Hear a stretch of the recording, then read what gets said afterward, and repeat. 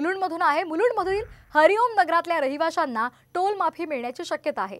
या नगरामधील रहिवाशांना पथकरातून आता सूट देण्याबाबतचा प्रस्ताव राज्य रस्ते विकास महामंडळाने सार्वजनिक बांधकाम विभागाकडे पाठवलाय।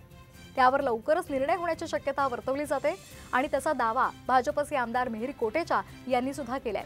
हरिओम नगर हा मुंबई महापालिकेचा भाग असून तो मुलुंड टोल नाक्याच्या पलीकडे ठाण्यामध्ये येत असल्यामुळे या रहिवाशांना मुंबईमध्ये ये-जा करण्यासाठी पथकर द्यावा लागतो आणि या प्रकरणी काही महिन्यांपूर्वी उपमुख्यमंत्री फडणवीसांना पत्र लिहून पथकरातून सुटका करण्याची मागणी करण्यात आली होती।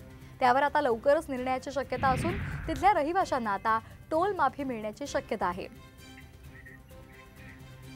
2019 चा नागपूर हिवाळी अधिवेशन मध्ये माझा पहिलाच भाषण हे हरिओम नगरला टोल मुक्ती देण्यासाठी होता आणि 100% टोल मुक्ती देण्यासाठी, कारण ते मुंबईचा भाग आहे आणि मुंबईकर असूनही मुंबईमध्ये ये जा करण्यासाठी त्यांना टोल भरावा लागत होता। देवेंद्र फडणवीस यांच्याकडे मी 5 महिन्याआधी हा विषय मांडला आणि त्यांनी त्वरित आदेश काढले की 100% हरिओम नगर आणि परिसरात राहणारे लोकांना टोलमधनं मुक्त करण्यात यावे। हरिओम नगर आणि त्या विभागात राहणारे लोकांना टोल मुक्ती मिळणार आहे।